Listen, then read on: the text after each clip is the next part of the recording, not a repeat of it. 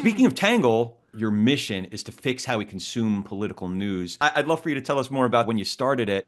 Yeah, sure. I mean, I at the time was working for a media company called A Plus, where we were focused on what we called it solutions journalism. Basically, they were, finding the people who were fixing things, not focusing on the people who were breaking things. So, Hmm. sort of similarly, a kind of mission-oriented media organization. I ran the politics division there, and so we were covering politicians and governments across the country that were doing things well instead of breaking everything. That was kind of the thrust of the work.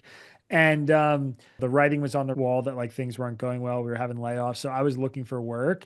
And I had applied for like 7 different jobs that I'd gotten to final interviews in at really big, well-known media organizations like Business Insider, Washington Post, The Skim.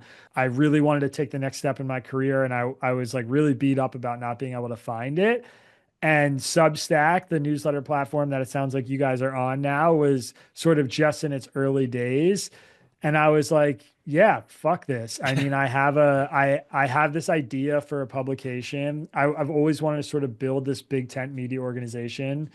Maybe this is a sign. Like I should just go for it. I was young, I'm 27. I'm not married yet. No kids, just like I could take a risk.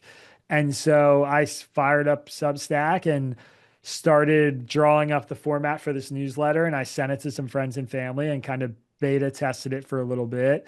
And I got some really good feedback and I made some changes based on the feedback. And then I just launched it on Twitter and sent it to a bunch of my colleagues. And I think, the first email went out to like 13 people and the second one went out to like 60 or 70. And after a few weeks, I had a few hundred people on the mailing list, and then it was a couple thousand. And I just been beating the drum basically for, almost 6 months or 6 years. Wow. I wish it was 6 months.